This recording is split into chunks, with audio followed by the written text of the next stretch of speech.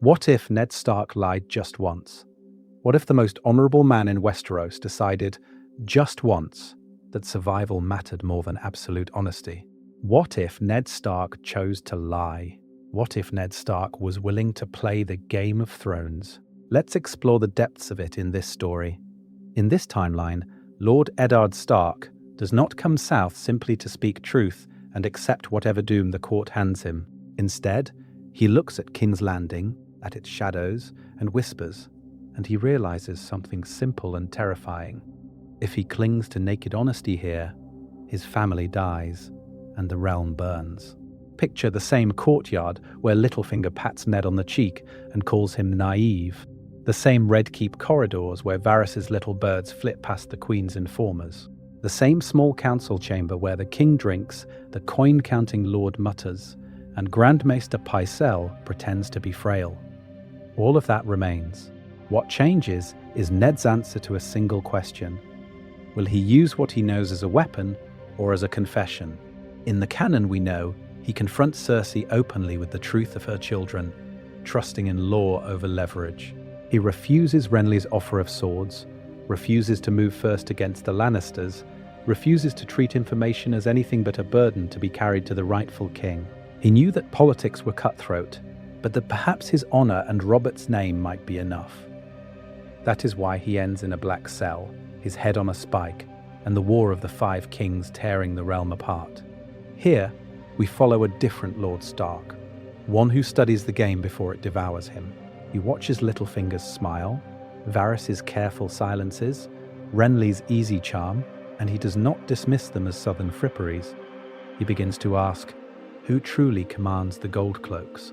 Which captains of the City Watch might bend, and which must be replaced? Which sellswords in Flea Bottom hate the lion more than they fear it? This Ned will still back the rightful king, but he will not announce his every move. He will test Pycelle. He will sound out Sir Barristan. He will consider Renly's proposal not as treason, but as a tool. When he discovers Cersei's secret, he will not race to her with warnings. He will quietly decide how that secret can cage a queen. Over the course of this video, we will walk beside him. From the first, subtle shifts in King's Landing, the extra men he brings to a brothel, the quiet orders he gives to Northern Guards and Crownlanders alike, to a very different succession crisis when Robert's boar hunt does not go as the Lannisters planned. We will see rewritten alliances, a reshaped War of the Five Kings, and a North that enters the coming winter under a far steadier hand. The tone of our journey will be close and scene-driven, staying near Ned's thoughts as he weighs each compromise. How far can he bend without breaking what he is? When does a necessary lie become a poison? He must choose, again and again, between the clean edge of honor and the crooked paths of power. By the end, we will have our answer. In a world of White Walkers and burning thrones, what does it truly cost for Ned Stark to play the game and win? Spies in the walls, an opening scene rewritten. You step into King's Landing with him. The small council chamber empties in a rustle of silk and soft laughter. Littlefinger's chuckle lingers like smoke. Varys glides away, hands tucked in his sleeves.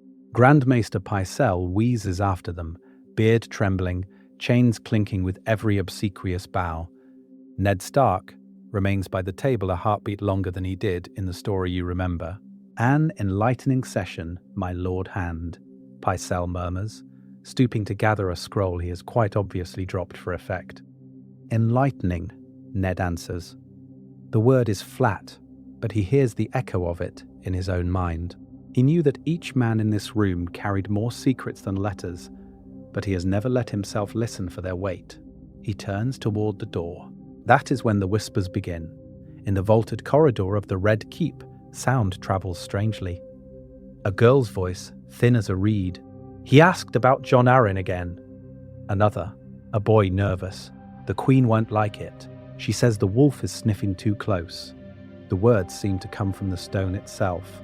Ned slows his pace, boots clicking on the tiles, pretending not to hear. He realizes he has heard such murmurs before and called them southern wind. Today he counts them.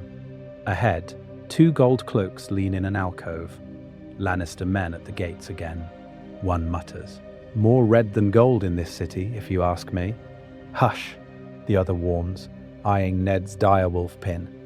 Walls have ears, and so do spiders.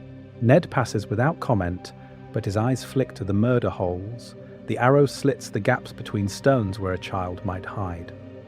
A faint scuffle, the chime of a coin, a breathy giggle. Varys's little birds are in the walls, and the walls are everywhere. Servants sweep by with baskets of linens. They say the king near broke his hand on Sir Jaime's face last night. One whispers. No, no, another corrects, delighted. On the wine cask, when the queen mentioned Stannis, she knows where to press. Once he would have dismissed it as gossip. Now he files it beside Renly's warnings, beside Littlefinger's sly smiles. Robert striking wine, not wife. Cersei speaking Stannis' name like a blade. Information, not noise. Careful, Lord Stark. Littlefinger's voice drifts from a balcony above, playful, unseen. If you listen too hard, you might start hearing the truth. Better that than lies, Ned calls back, not breaking stride. It is a small answer, but it is a choice. He knew that silence had been his shield. He begins to suspect it has also been his blindfold. At the far end of the hall, in a patch of shadow that seems too deep for the hour, Varys waits. Or perhaps he merely happens to be there, hands folded, eyes soft and wet as ever. Lord Hand, the spider coos, inclining his bald head. King's Landing is noisy today, is it not? Quieter than it should be, Ned replies. For a city at peace. Their gazes meet. In another life, Ned would look away in disgust, retreating to the comfort of righteous distance. Here, he holds the stare. He lets Varys see that he has been listening, that he understands, at last, that this game is played with words, long before it is played with swords. Varys' smile fades by a hair's breadth, a tiny crack in a careful mask. For a man like him, that is a flinch. Ned does not press. He only nods, as if to an equal on a different field of battle. He must learn this field, and as he walks on, with whispers clinging to his cloak like mist, the question becomes unavoidable. If he starts to watch back, who in this court dares to move first? The moment Ned realizes honor isn't enough, you can almost hear the city breathing outside his window when it finally happens.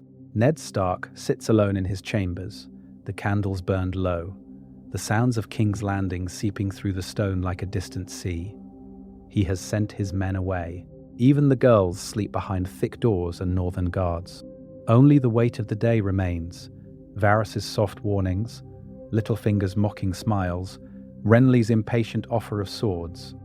He turns each conversation over like a blacksmith testing flawed steel. Is there someone in your service whom you trust completely? Varys had asked. Yes. He hears the words again, and this time he does not flinch from what they mean. In Winterfell, that answer had been strength. Here, it is a crack in his armor. He had walked into this court like a man stepping onto a frozen lake he thought was solid, sure that the same honor that held the North together would bear his weight here. He realizes now that the ice was thin from the first step, spider-webbed with fractures he refused to see. Every secret he ignored was another footfall closer to the water. In the North, honor was power. Men followed a lord they could trust to speak plain and keep his word. That is why houses bent the knee to Stark without needing chains. But here, in the shadow of the Iron Throne, he sees the truth he has tried not to name. Information is the currency that buys survival and justice. Not just steel, not just titles, who knows what and when. He has been fighting blind. Littlefinger's smirk comes back to him, the way the man had danced around answers, always giving just enough, never all. Renly's blunt proposal to move first, to take the Boy King before Cersei could react. Varys, pretending helplessness while knowing everything. Ned sees the pattern at last. They are not merely liars, they are players in a game where every whisper is a blade. He knew that politics were cutthroat, but that perhaps his honor and ability might be enough. It seems almost childish now, like a direwolf pup expecting snakes to fight fair. So he sets a new rule in his mind, as firm as any northern vow. Power in this court is not simply who holds the sword, but who holds the truth about the sword's owner, his bastards, his debts, his fears. A king may sit the throne, yet a man like Varys, who knows every locked door and hidden sin, can topple him with a sentence. Can he step onto that field without losing himself? He thinks of Cersei, of the secret in her children's faces. He could have used it, bartered it, turned it into chains around Lannister wrists, instead of a warning in a godswood. He had chosen the straight road and nearly walked his whole house off a cliff. Must he now trade straight roads for winding paths? If he gathers secrets, if he keeps some truths close and lets others drip out like measured wine, does he become Tywin, cold and ruthless? Or is there a middle path he has been too proud to see, a way to wield information in service of the realm rather than his own glory? In the quiet, he answers himself. He must, for his daughters, for Robert, for the North that trusts him to be more than a stubborn fool. Ned rises, crossing to the window. The city sprawls below, a tangle of alleys and whispers. For the first time, he does not see a pit of corruption to endure until he can flee home. He sees a battlefield, not of shields and spears, but of ledgers, rumors, and frightened men with too much to hide.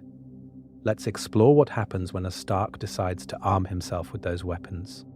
Because when dawn comes, someone in this court will learn that Eddard Stark is done closing his eyes. The question is, who will he look at first? Declaring a new game. Ned's night of planning.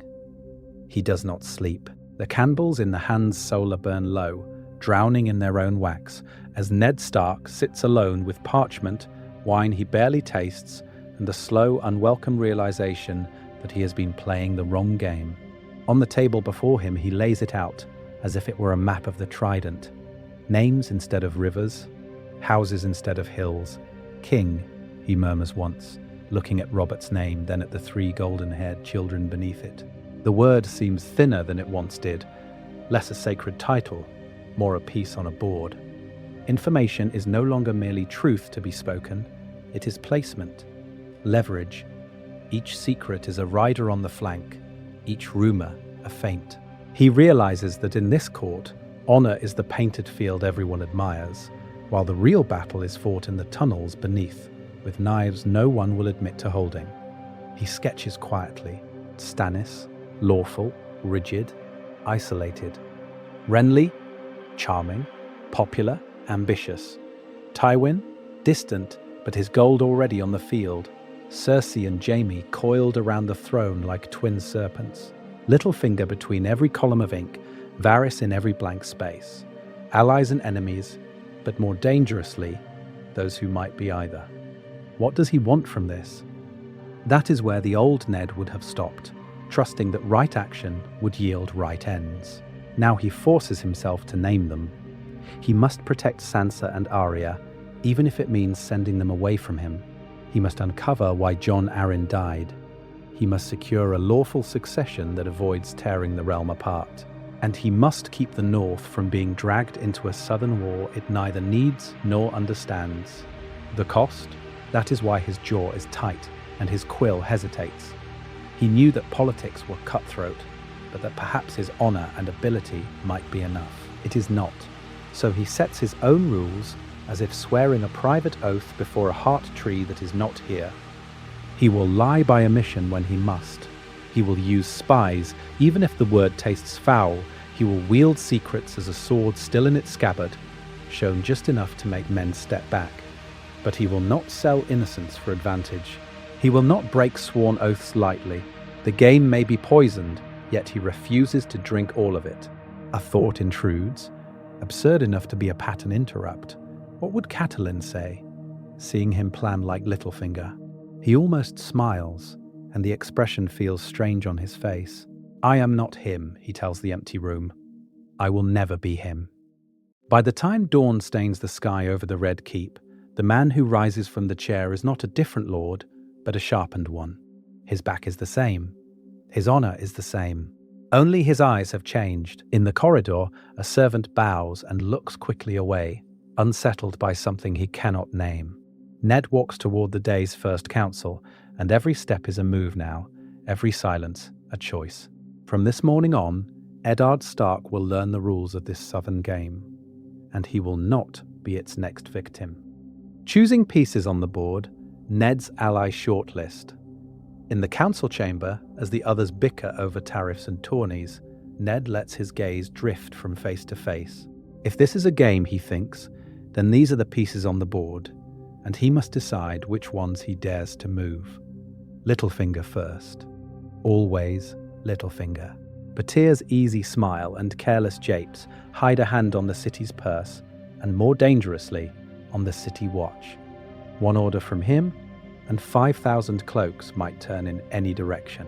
That is power, and Ned feels the weight of it. But he knew that men who profit from chaos rarely wish to see it end. Petty's history with Catelyn is a blade pointed sideways, never quite visible, always there. Use him, Ned thinks, but never lean on him. Across the table, Varys folds his hands, soft and watchful. Information, not steel, is his weapon. His little birds hear everything from the king's bedchamber to the riverfront taverns. Ned cannot ignore that. A man who hears all can warn of plots before they bloom.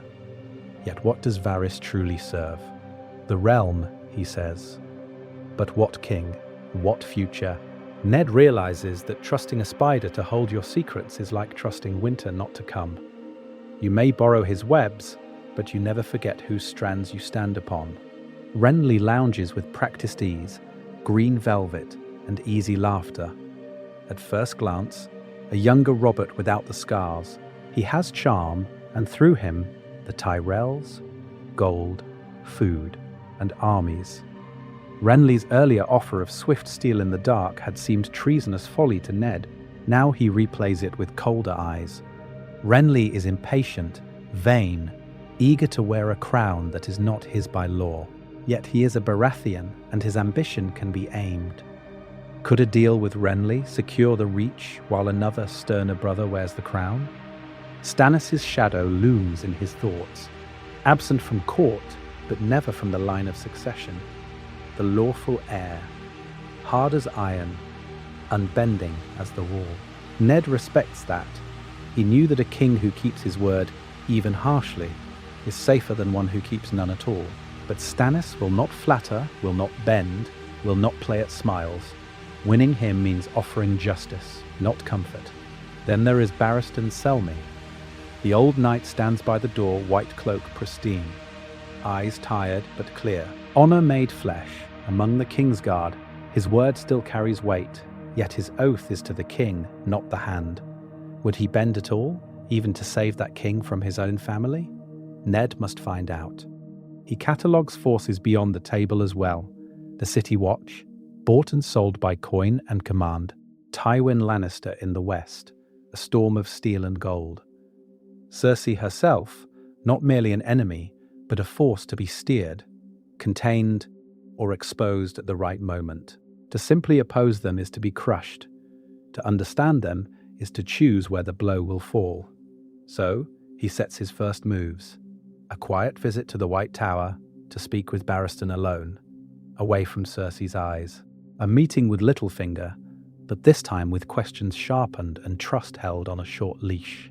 And when Renly smiles at him in the corridor, Ned does not look away. He remembers that offer of swords in the night and thinks, let's explore it again. One by one, he begins to sort allies from tools, tools from threats. The board is the same. Only the player has changed, and the next conversation he starts in the White Tower will decide which way the first blood in this game will flow. Nair, steel and oaths, recruiting Barristan Selmy, you follow him up the steps of the White Tower. Don't you? Because if Ned Stark is truly going to play the game, this is where he must make his first move. He finds Sir Barristan Selmy alone in the practice yard below the tower, the afternoon light turning the white of his armor almost gold. The old knight moves through a series of cuts with a blunted sword, each stroke precise, economical as if he is shaving away the years rather than adding to them. Ned watches a moment in silence, measuring not just the man's skill, but the weight of the oaths wrapped around him like a second cloak. "Your grace grows careless," Barristan calls without turning, a ghost of amusement in his voice. "You used to announce yourself with twice as many footsteps." "I am only a lord now, Sir Barristan," Ned answers, stepping fully into view. "The crown has made Robert heavy. Someone must stay light on their feet." Barristan lowers the sword and smiles, faint but real. He was never light, even at the trident, only faster than any man had a right to be. They trade memories like old soldiers passing a skin of wine. Robert laughing with a broken nose, the way the king's warhammer had crushed Rhaegar's breastplate, rubies scattering like blood over water. It seems harmless, this talk of the past, but Ned is counting heartbeats, waiting for the right moment. He knew that flattery alone would never move this man. Respect must be paid in steel and in truth. "You saved my life that day," Ned says quietly. "When the Kingsguard broke around Rhaegar, you might have cut me down instead." "My oath was to the king," Barristan replies, "not to his ghosts." Ned lets the answer hang, then nudges the edge. And if a king is misled? If those nearest his ear endanger the realm he swore to protect? A shorter question. Barristan's gaze sharpens, the practiced sword suddenly looking far too much like the real thing. "My duty is clear," he says. "I defend the king." He pauses, then adds, "and the peace he stands for." There, a sliver of space between crown and country. He realizes that is why this conversation matters more than any council meeting. If he can plant the seed here, the first blood might never need to be spilled at all. "I fear for that peace," Ned admits. Jon Arryn died with questions on his lips. The Queen's kin grow bold. Robert hunts while others hunt him. Barristan's jaw tightens at the Lord Arryn's name. "You believe the Hand was murdered?" "I believe information was taken from him," Ned says. "And from the king. I would ask this of you, Sir Barristan, not treason. Vigilance. Watch the Queen's movements. Quietly ask after Jon Arryn's last days. And if the king's will is challenged, if steel is drawn in these halls, be ready to defend the realm, not just the man upon the throne." "Those are dangerous lines to draw, Lord Stark." "Someone has already drawn them," Ned answers. "I merely wish to see where they lie." Barristan studies him for a long moment, as if weighing every battle they have both survived. "I will not break my oath," he says at last. "I am not asking you to." The old knight exhales, a slow surrender to necessity rather than to Ned. "Very well. I will keep my eyes open, and if the realm is threatened, my sword will be where it must be." As Ned turns to go, he knows that the first piece has shifted. The board is still the same, but now one of the king's own white shadows is watching the Queen. And in the next move, Ned will test whether the gold cloaks can be turned from coin to duty as easily as Barristan from habit to purpose.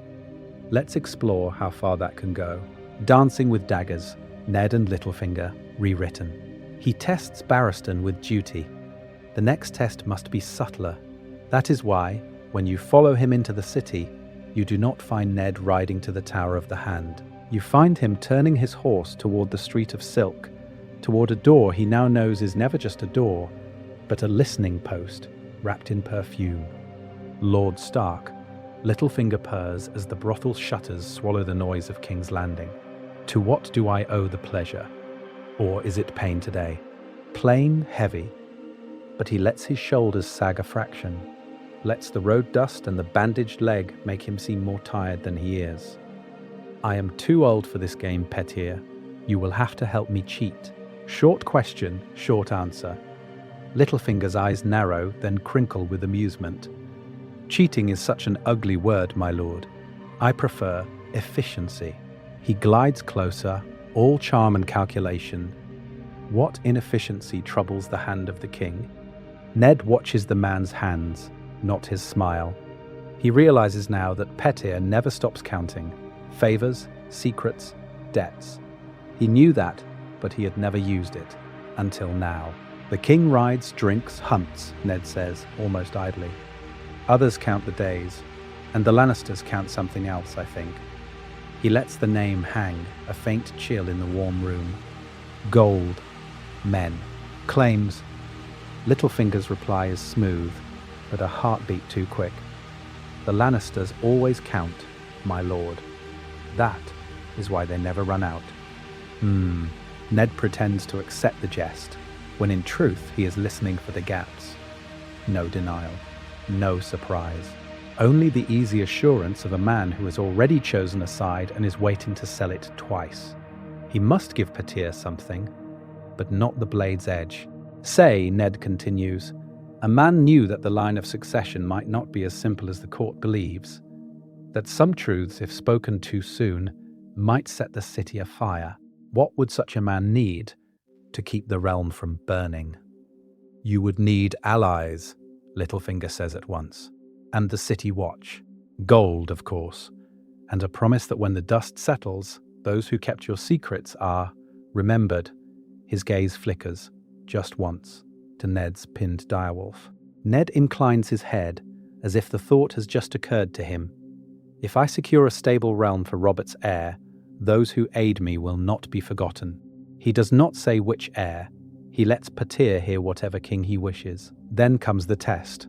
For a start, Ned adds almost carelessly, I must know how quickly whispers move. There is a Braavosi factor in the fish market who owes me a favour. Quietly ask him what ships left Dragonstone in the last fortnight. Tell no one it is for me. A small thing, low risk. But if Varys hears of it by dusk, or if a Lannister ship meets a Dragonstone galley unawares, Ned will know exactly how far Littlefinger's help can be trusted. Patyr bows. The city watch can be yours as well, Lord Stark. When the hour comes, say the word, and their swords will point where you wish. Ned nods, but in his mind, he is already placing northern men at the gates, speaking with Janos Slynt, planning for the night when those same swords turn. He knew that Littlefinger's coin never buys loyalty, only direction. The agreement is made, the trap is baited, but who, in truth, is walking into whose snare? Let's explore what happens when the gold cloaks are called to choose. The offer reconsidered, Ned and Renly's coup 2.0. When the gold cloaks are finally called, will they be answering to coin or to a cause? In canon, that question is answered in a single bloody moment in the throne room. Here, it begins in a quiet lamplit chamber, with Renly Baratheon pacing like a caged stag. Seize the boy now, Renly urges, voice low but urgent. I have 50 swords, more if I call the Tyrell men in the city. Take Joffrey, take the throne room, and when Robert dies, we name a new king. Once Ned would have answered at once, the king yet lives. I will not rise against his son. He had been so certain that the law was a shield, that clear truth would be enough. Now he only says, how many men exactly? Renly stops, blinks. Does it matter if we move first? It matters if we mean to win, Ned replies. He must know the board before he moves a single piece. 50 swords of your household. How many Tyrell men in the city? How quickly could they be roused without Mace's leave? And what of the city watch? Janos Slynt will not risk his head on a hope. Renly answers, but as he speaks numbers, routes and gates, he realizes this is not the same Lord Stark who once rode south thinking honor would suffice. Ned listens, weighs, questions. He asks how the Reach will answer if Renly is seen as usurping his own brother's heir. He asks what songs the singers will make if a Green King is crowned over Robert's cooling body. So you will not back me, Renly says at last, frustrated. You would rather hand the throne to Stannis, who smiles less than Stannis' sword? Ned exhales. By right, the throne is his. That is why any move we make must begin there, at least in principle. Robert's will must be found and secured. Stannis' claim must be acknowledged, even if he is not yet in the city. Renly scoffs, but more softly now. Principle will not hold the gates. No, Ned says, but the realm might. If we act, it must be as protectors, not plotters. We move to guard the king's children from Lannister knives, to hold the city in trust for the rightful heir. We speak of regency, not crowns. He knew that words could be as sharp as any sword in this game. He has simply refused to wield them. Here, he chooses differently. He speaks of optics, though he does not call them that, of how the small folk will see a Baratheon uncle standing beside the hand, holding the red keep against lions, until the true king arrives, of how the faith will bless a stand against incest and usurpation if the tale is told correctly. Renly studies him, a slow surprised smile forming. You would have me as Lord Protector, not King. For now, Ned allows. You will command the men. I will command the story. Together, we keep the Lannisters from seizing power in the confusion. When Robert falls, we already hold the boy, the gates, and the watch. Then we send for Stannis. And if Stannis never comes, Renly asks. Ned does not flinch. Then we will speak of that when the time comes. But not with Lannister steel at our throats. It is not a full pledge. It is a bridge. Renly accepts it because he hears for the first time the language of court and crowd on Ned Stark's tongue. Before dawn, quiet orders go out. Renly's men drift closer to the Red Keep. Trusted gold cloaks are placed at the inner gates. No banners are raised, no horns are sounded. To the city, nothing seems to have changed. But when Robert's strength finally fails, the day that follows will not be the one Cersei Lannister prepared for. And the first sword drawn in the throne room may answer to a very different master. So when the bells toll for the king, whose game will truly begin, whispers and webs, trading secrets with Varys, and if the first sword in the throne room might answer to a different master, what of the first whisper in the dark? To find out, Ned Stark must go somewhere he has never truly gone before, into the spider's web. So let's explore the night when the hand of the king walks not to the godswood, but into Varys' shadows. The torches of the Red Keep burn low, but deeper still there is only candlelight. Stone gives way to narrow steps. The scent of dust and secrets thick in the air. Varys' soft voice drifts ahead of him in a hidden passage, as if the walls themselves are listening. Lord Stark, the eunuch murmurs. Most men who come this way are either very lost or very determined. Tonight, Ned answers, I must be the latter. His tone is quiet, but there is steel in it now. He had walked blind through this castle once, trusting honor to shield him. He realizes that honor is a lantern, not armor. Useful, but not enough. They settle in a cramped stone nook, a single candle between them. In canon, this is where Varys would pour out warnings while Ned bristled and turned away. Here, the game is different. Ned does not wait to be led. Jon Arryn, he begins, eyes fixed on the flame. You told me he was asking dangerous questions. Which names did he linger on? Baratheon bastards? Or Lannister cousins? You have been busy, my lord, Ned presses. Short question, short answer. Then the weight beneath. The Book of Lineages. You knew he had it copied. Who else has seen it? Who in this court understands what it means if a dark-haired king sires no dark-haired children? He knew that the safer answer was silence, but that is why he has come here. To trade, not beg. So he offers coin of a different kind. I believe Cersei's children are not the king's, he says, each word measured. I know your queen plans for Robert's death. I have heard Renly speak of moving first. Tell me, Lord Varys, which of these truths surprises you? The spider's smile is thin. You wound me. Surprise is such a rare luxury. There is a hint of dry amusement, though I confess hearing such words from you is almost novel. The North remembers, they say. It seems the North also learns. Ned studies him. You claim to serve the realm, then why let Robert drink himself toward a boar's tusk? Why let a cruel boy stand ready to be king? What kind of ruler do you truly want on that throne? For a heartbeat, only the candle answers, guttering. Varys' voice softens. A king who lives long enough to matter. One who keeps the wolves and lions from tearing the realm apart. Is that Stannis? Renly? Your guess is as good as mine, Lord Stark. I only move pieces, so there is still a board to play on. Then hear this, Ned says, "When Robert falls, Cersei will reach for the city watch. Whose gold do they serve today?" Varys hesitates, then yields a thread of his web. Littlefinger has their love. Cersei has their fear, but their captains, they listen of late to a few northern voices in the barracks. And the Queen means to seize Tommen and Myrcella the moment the bells toll. She will not wait for parchment. Ned nods, committing every word to memory. He must not trust a single whisper, not even now. But information is a blade, and blades are tested. As he leaves the passage, he is already planning which captain, which sellsword, which silent septon he will ask next. The spider has given him a map of threads. The question is, when he pulls on one, who else will come tumbling down? Testing the net, Ned builds his own little birds. You've heard of Varys's little birds. But what happens when a Stark tries to weave his own web in a den of spiders? Ned does not begin with whispers.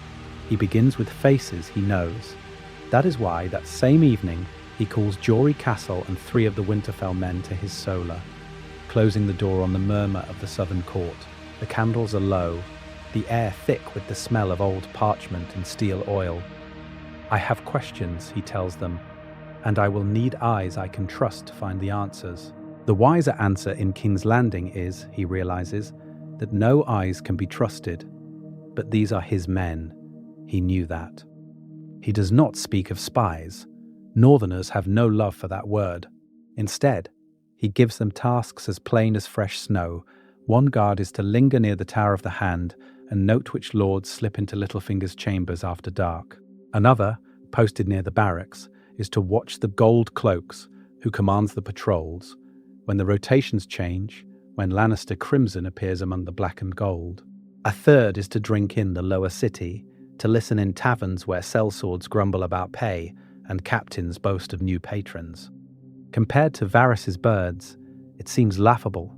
No orphans in the walls, no washerwomen in every hall, no web of intermediaries to hide the hand that pulls the strings. Ned's net is small, rough-spun, and every knot leads straight back to him. But that is the point. Varys rules by fear and favours. Ned means to rule by loyalty. His men report to him directly, in quiet words over breakfast, in a nod at the training yard, in a muttered comment as they help him with his cloak. He must know which pieces are moving before the game sweeps him from the board again. The pattern forms slowly. Observe, infer, adjust. One morning, Tomard mentions that the Lannister guards at the Royal Armoury have doubled, though no alarm has been sounded. The same day, a different man notes a flurry of Lannister messengers riding between the Red Keep and the city gates. Is it mere coincidence, or the prelude to steel in the streets? Ned shifts his own plans at once, ordering more of his household guard to sleep in armour, sending a raven north a day earlier than intended, delaying a meeting with Littlefinger until he knows who will be standing outside the door. Then the net strains. Desmond follows a Lannister retainer down into the lesser-used corridors near Maegor's holdfast, counting doors, marking turns. Too close, the man wheels suddenly, catching the glint of northern mail in the torchlight. "Lost, are you?" he asks, hand on his sword. Desmond's fingers twitch towards his own hilt, but he remembers Ned's orders. Steel is the last answer, not the first. He laughs instead, a dry, embarrassed sound. "Aye, Southron castles twist like a kraken's guts. I was told the kitchens lay this way. My belly is a harsher master than any lord." The Lannister snorts, half amused, half contemptuous, and waves him off. When Desmond reports back, Ned feels the cold brush of truth. His methods are clumsy, his cover story is too thin. He adjusts again, assigning simple pretexts to each man, errands to the kitchens, invented trysts, feigned debts in the wine sinks, so that watching does not look like watching. That night, he spreads a rough map of the Red Keep across his table. Ink marks bloom where his men have eyes. The armory, the stables, the city gate, the small council corridor, the outer yard of Maegor's holdfast. Thin lines show where information flows to him and where it does not. For the first time since he came south, the castle does not feel like an endless hostile maze. Pockets of light pierce the stone. Yet as he studies the map, another realization settles over him like falling snow. If he can see more of them, then they can see more of him. Varys will notice which taverns grow suddenly popular. Littlefinger will wonder why northern guards loiter near his door. Cersei will not ignore Lannister men reporting strange shadows in the halls. He knew that the moment he stepped into this game, the board would push back. A soft knock sounds at his door. Jory enters, face grave. "My lord," he says quietly, "one of the gold cloaks has asked to speak with you. Alone. Says he brings information." Ned looks from the marked map to the closed door. His net is catching something already. But is it a fish or a hooked bait meant for him? Let's explore what happens when he decides to listen. The will, the watch, and the trap that never springs. The gold cloak who enters is young, but not green. Scar on his chin, eyes that move like he's counting exits. Ned listens as the man speaks of coin-changing hands, of captains summoned to Littlefinger's manse at odd hours. "Lord Stark," the man finishes, "they say the watch will follow the gold, not the crown." The old Ned might have dismissed him. This Ned hears opportunity. He realizes information is the first sword in this city. So he asks names, patterns, who drinks with whom, who gambles, who prays. By the time the man leaves with a heavy purse and a heavier warning, Ned has a map of loyalties as detailed as any battlefield. That is why, when Robert lies dying, the will is not an afterthought. It is a weapon. Quill in hand, Ned writes as canon demands, naming not Joffrey but my rightful heir as Lord Regent until the boy comes of age. Yet this time he chooses his witnesses with care. Barristan stands at Robert's bedside, white cloak, brushed and immaculate.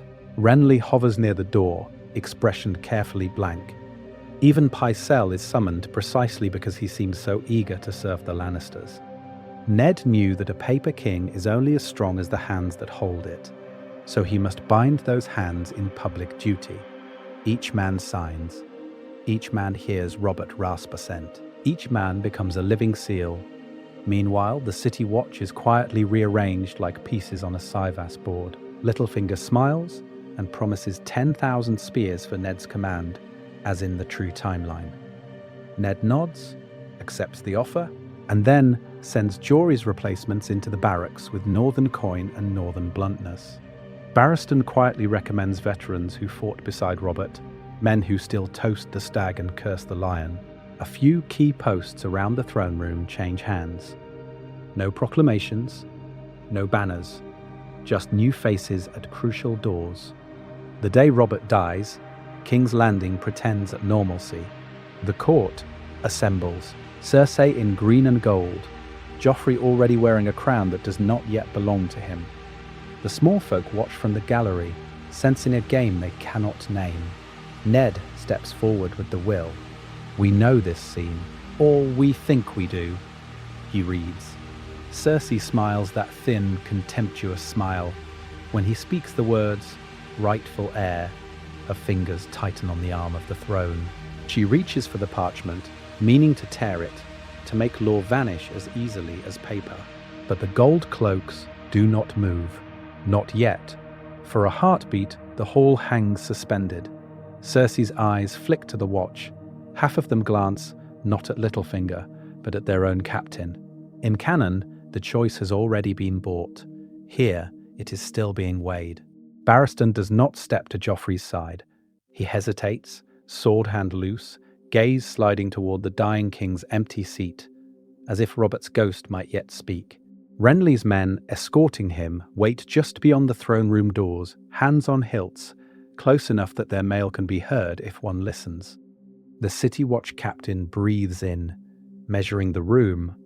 On one side, a queen with lions at her back, a boy who shouts for Ned's arrest, Littlefinger's soft, persuasive nod.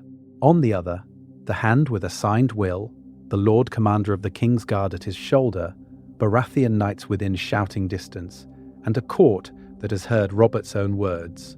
Which side seems stronger? Which side has prepared placed men, gathered allies? He realizes it is not about gold in the purse, but power in the moment. "Hold," the captain says when Cersei demands Ned seized. Steel half drawn all around the hall freezes. The watch forms a ragged line instead of a charge, shields angling to block both throne and hand. Ned does not die today. He stands in the eye of a storm that has not yet chosen its direction, will in hand, options still alive. The game has not ended with a single clean stroke. It has only begun to snarl, and now every man in that hall must decide what kind of king he truly serves. A different Stark gambit. Public bend. Private war. In that frozen heartbeat, you almost want Ned to shout the truth anyway, to let the hall burn and the game end in steel and screaming. But what if, in that moment, he realizes something far colder than Lannister gold? He looks from Joffrey's petulant face to Cersei's unreadable smile, to Sansa's wide eyes and the empty space where Arya should be. Steel is half drawn, tempers fully so. One wrong word, and King's Landing becomes a slaughterhouse. He knew that even with his careful work among the watch and the streets, blood would wash the steps of the Iron Throne first, and his daughters would drown in it. "Lord Stark," Cersei says, voice soft as a knife's kiss, "will you obey your king?" The word king tastes like ash. Ned must choose truth as a sword or truth as a seed. That is why he does something that seems to every watching eye like surrender. He goes to one knee. "My king," he says, each syllable measured, "until Lord Robert's will is properly examined, I am yours to command." The court hears obedience, the careful few hear the condition. He has not named Joffrey Baratheon. He has not spoken of blood or bastardy. He has only wrapped his defiance in the slower armor of procedure. Inside, the lie burns. Not a lie of words, but of performance. He realizes he is playing the dutiful hand one last time, not to soothe his own honor, but to buy space. Space to move his girls. Space to send ravens north. Space to turn information into power before Tywin's gold and Cersei's whispers close every road. The tension breaks like a drawn bow easing. Swords slide back into scabbards. The gold cloaks, who only moments before might have died for one king or another, now simply look relieved to still be breathing. In the galleries, courtiers exhale as if they, not Ned, had been kneeling. "Wise Lord Stark," Cersei purrs. The North remembers its place, after all. He does not answer. He is already calculating. That is why, that very afternoon, Sansa is moved to Maegor's holdfast under the pretext of better protection, while Arya's lessons are suddenly shifted to the city walls, so the Wolf Girl might learn what a king's city truly looks like. Men are reassigned with the dull inevitability of paperwork. Jory's most trusted veterans find themselves posted at the river gate and the docks. A Northman who can barely sign his name is made assistant to the master of the king's ships. No one in court cares which nameless guards watch which quiet doors. Far away, ravens rise from the rookery, one for Winterfell, written in a hand that speaks of grain levies and harvests, yet hides a simple code Maester Lewin will read at once. Prepare, gather, trust no Lannister. Another for Dragonstone, more daring still, hinting that Stannis, not the boy on the throne, is the king the law will one day name. On the surface, it seems decided. The proud wolf has bent. The lioness has won. The court relaxes, already turning to the next feast, the next whispered scandal. But you and Ned know better. The battlefield has only shifted from the throne room's echoing stone to the shadows of corridors, the ink of ravens' wings, and the long roads leading north, where this quiet private war is just beginning. War of the Five Kings, without the head on a spike. The court thinks the game is over, but you know better. What happens to a war that was born from a severed head when the head never falls? In the north, ravens do not carry tales of a butchered lord, only of a king's command. Robert lives, Stannis is heir, and Ned's letters are measured careful things. He does not beg Robb to ride south in blind fury. He calls his son to his duty. The king may require northern strength, he writes, but not yet. You must hold the north, not empty it. He knew that one panicked march could doom them all. That is why the banners rise slower, more cautiously, like wolves testing the wind before they howl. Robb still gathers the lords at Winterfell, but it is not a rescue mission, not a boy racing to snatch his father from the headsman. It seems more like a council of war than a rush to vengeance. Great Jon roars for blood, Karstark mutters of Lannister treachery, yet Robb must answer a different call. A father asking for time, for information, for patience. He realizes that if Ned is alive and still hand, then the North has a voice in the very heart of power. Why throw it away on the first charge? In King's Landing, Ned walks a thinner line. Publicly, he kneels to Robert and nods to Joffrey as prince. Privately, he moves pieces, quiet words to Stannis, through trusted maesters. A guarded conversation with Renly, framed as concern for the realm rather than open conspiracy. He must. The law is clear in his mind. Stannis is the rightful king to come. But now he does not shout it in the throne room, he whispers it in corridors, building an understanding that when Robert's time ends, the realm will turn as one, not shatter into five. The Baratheon brothers still bristle. Stannis seethes in Dragonstone, Renly charms in the Reach. Yet with Ned signalling support and Robert still breathing, their rivalry is delayed, smoothed by the promise of a future settlement. Power shared in land and office, not claimed by surprise, in the night. A broader anti-Lannister coalition begins to form in thought, if not yet in banners. Far away, Catelyn Stark hears that her husband lives, and that changes everything. She does not seize Tyrion in a roadside inn in a burst of desperate certainty. Instead, she weighs him. A captive Lannister might once have been her only coin. Now with Ned still at court, such a move risks unraveling his careful work. So when she meets Tyrion, the talk bends toward terms, not chains.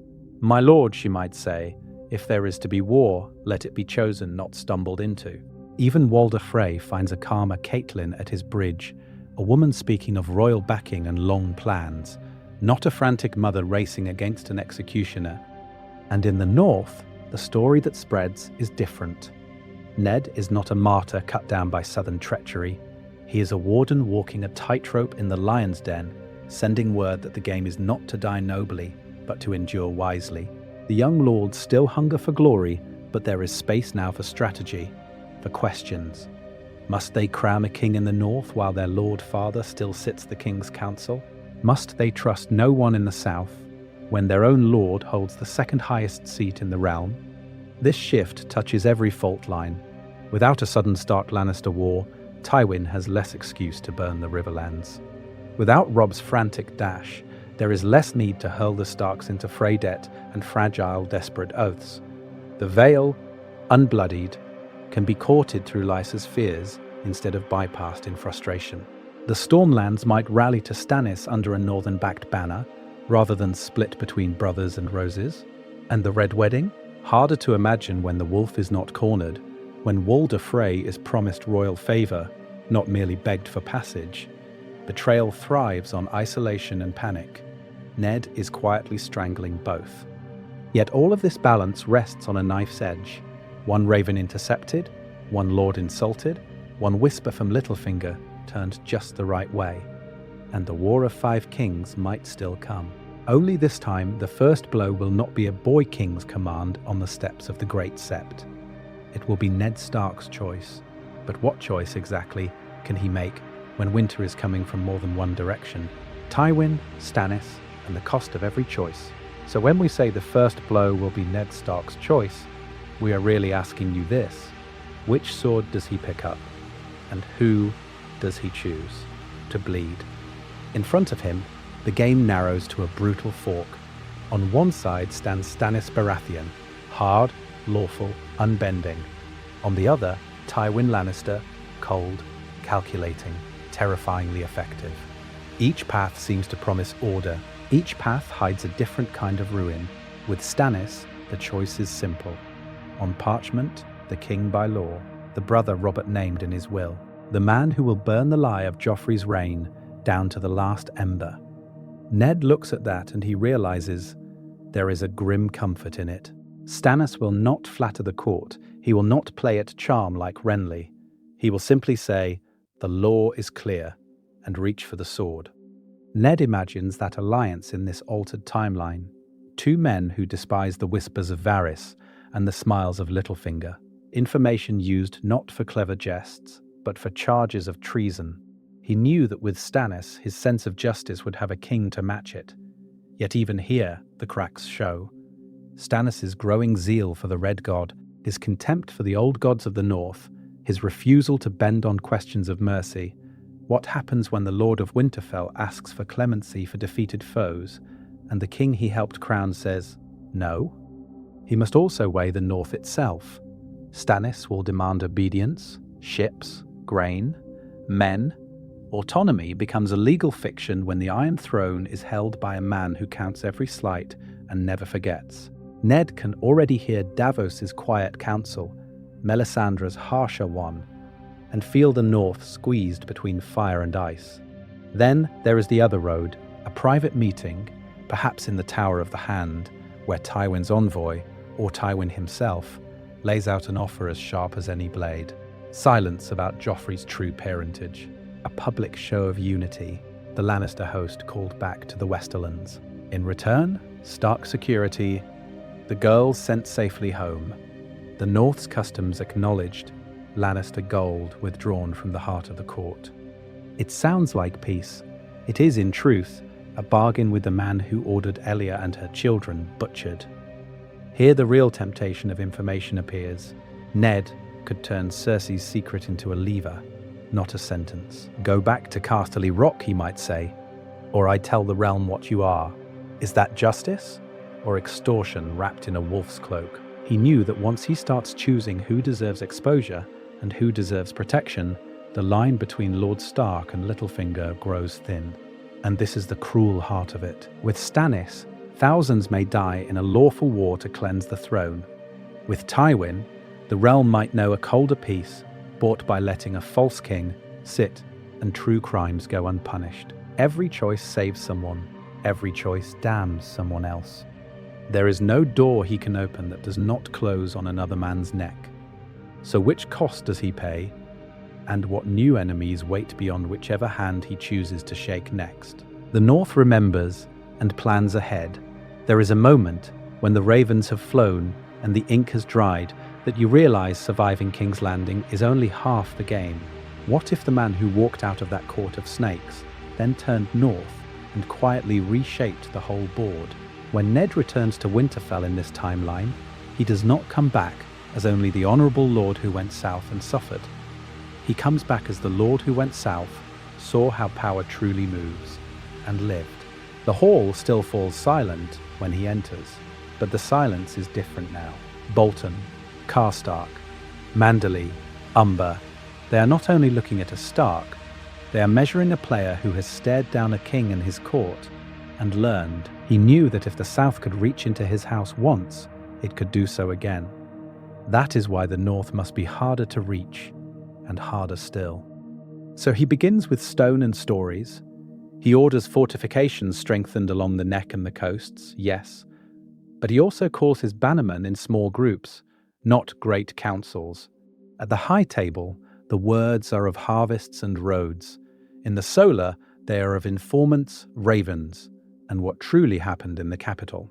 You will dig ditches, he tells them, and you will dig for information. A dry line, almost a jest, but the point lands.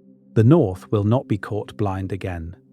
Robb grows up watching this. Instead of being thrown into command by a letter and a war, he sits in on quiet talks where his father weighs which lord can be trusted with which truth. He hears how one careless word in the wrong ear nearly cost him Sansa and Arya. He realizes that charging bravely is not the same as winning wisely. The boy who once might have chased glory in the Riverlands learns to count hostages, supply lines, marriage pacts, the Red Wedding. In a world where Robb has years of this tutoring, it seems far less likely that he breaks a key alliance for love without at least understanding the cost. And the other houses feel that pressure. Bolton's cold politeness meets a colder gaze. Karstark's temper is checked by the knowledge that this Ned has seen men executed for less in the shadow of the Iron Throne. Manderley, ever calculating, now sees in Winterfell not just an honourable ally, but a lord who can shield White Harbour from southern gold and southern fleets alike. Betrayal becomes a harder gamble when the man you would betray has already survived the capital's worst knives. Beyond all of them, the wall looms. Benjen's silence, the whispers of dead men walking. Once these might have been one worry among many. Now, after watching how unseen dangers topple kings, Ned cannot shrug them off. When Jon's letters grow more urgent, he does not dismiss them as the fears of a young man in black. He must test them, probe them, send rangers of his own men north under pretexts of trade and timber. Grain stores are quietly expanded. Smiths in White Harbour and Deepwood Motte receive sudden generous orders for dragonglass-tipped weapons, couched in talk of old stories and winter sport. Slowly, the North begins to mirror, in its own harsh way, the webs Ned saw in the South. Trusted stewards in each great house send coded reports to Winterfell. The Night's Watch finds more than empty words in its pleas. It finds wagons, builders, and crucially, attention. What if, while the South still chases crowns, the North is already bracing for something older than any king? Let's explore where that leads next, when winter finally comes and this quieter, watchful North must decide how openly it will reveal the preparations it has made in the dark. From King's Landing to the long night, a changed endgame. The South still chases crowns, the North quietly sharpens spears. So who, in this colder, more calculated game, actually ends up on the Iron Throne when winter truly comes? By the time the snows creep past the neck, the board in King's Landing looks very different. Stannis sits the throne not as a lonely embattled claimant, but as a hard, lawful king with something he never had in canon, a living Ned Stark as hand, and a realm that is tired of chaos but not yet broken by it. Joffrey, exiled to the Wall, is contained rather than crowned.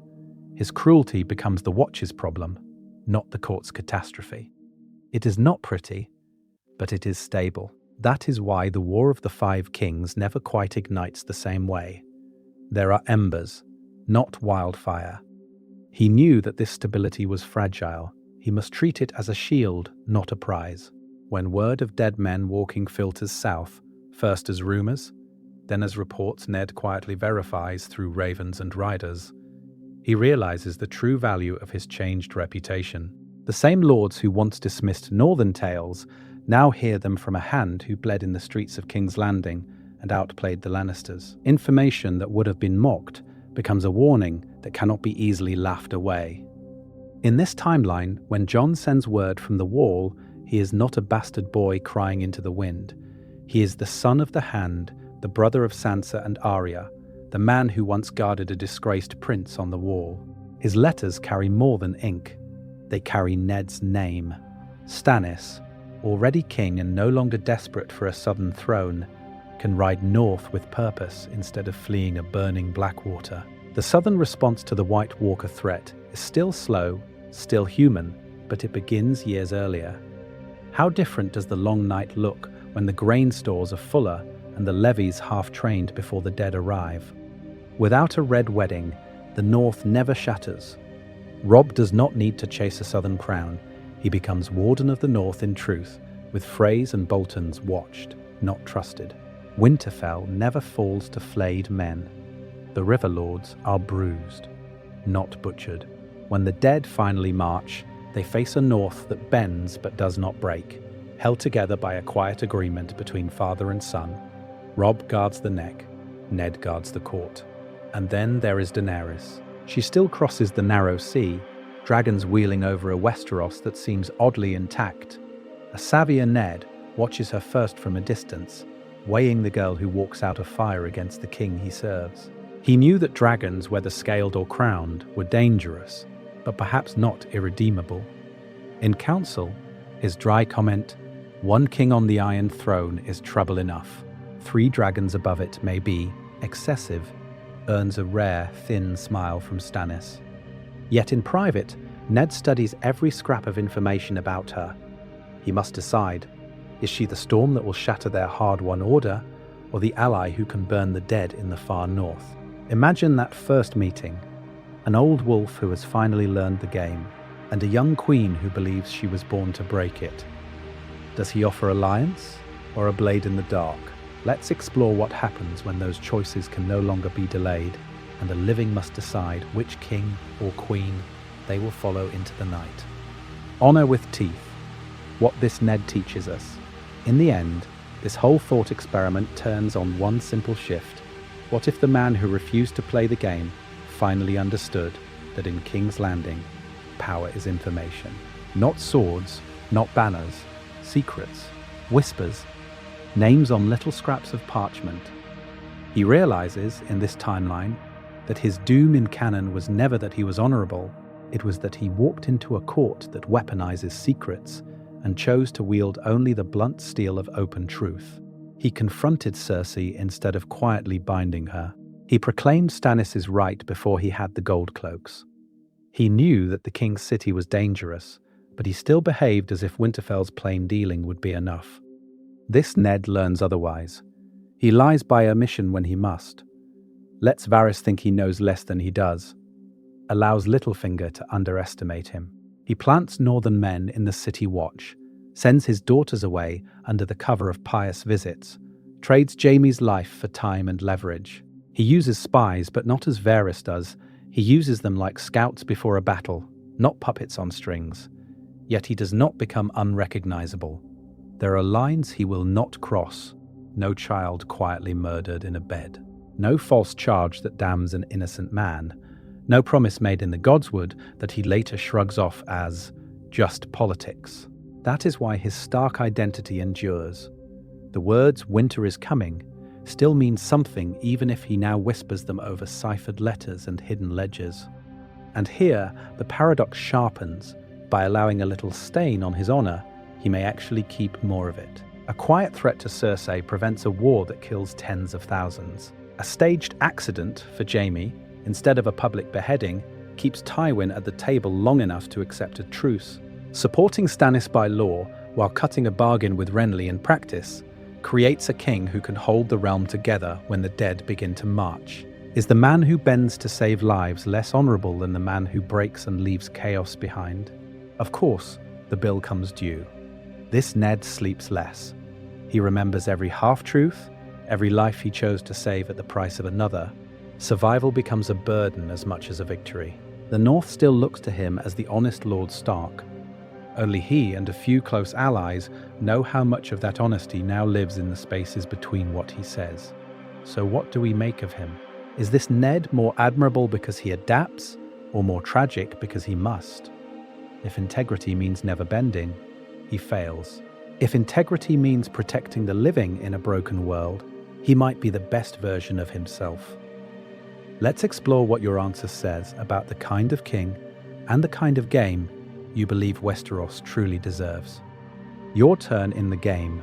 Choose Ned's next move. So now it comes to you. If this is a Ned who bends, who calculates, who plays the game with open eyes, which single choice do you think changes everything? Is it that first moment when he confronts Cersei in the Godswood? Imagine he does not warn her. He does not give her time.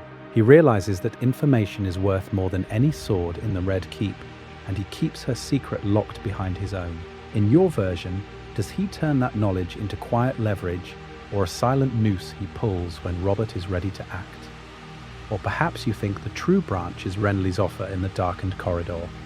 Renly says, "Give me an hour, and I can put 100 swords in your hand." In canon, Ned refuses. In this game, does he accept? He knew that seizing Joffrey before the king dies would stain his honor, but it might save the realm. That is why this moment lingers. Does your Ned ride beside Renly to the royal apartments, or send him away again and trust a different king? Maybe your turning point is quieter, a letter sent to Dragonstone, backing Stannis in secret while he smiles politely in court. He must sit through small council sessions, listening to Littlefinger's jests and Varys' whispers, all while his own ravens carry the truth across the sea. In that path, who are his allies? Barristan and Stannis? Varys and the City Watch? Or does he, in your world, do the unthinkable and cut a deal with Lord Tywin before the lions bare their teeth? Tell me in the comments what your Ned does. Lay out his path. Who does he trust? And who does he sacrifice? Does he send Sansa and Arya home the moment he feels the court shift? Does he trade Jaime for peace or for power? And at the end of your timeline, who sits the Iron Throne? Stannis, Renly, some hardened older Robb, or a king no one in this court ever saw coming? I'll place a poll for you: Renly, Stannis, Tywin, or even Littlefinger. Which alliance do you most want to see pulled apart, step by step, in another deep dive? Vote there, argue below, and let's explore the version of this game that seems most true to the Lord of Winterfell you believe in. Because that is what this channel will keep returning to: character-driven what-ifs that move one piece, not the whole board, and follow the consequences until the last raven flies. We stay inside the story, inside Ned's mind, and ask how far he can bend before he breaks. In another timeline, Ned Stark does not lose his head. He learns how to use it. In that world, is Westeros better or just differently broken? Tell me which wound you would rather live with, and we will see where the next game begins.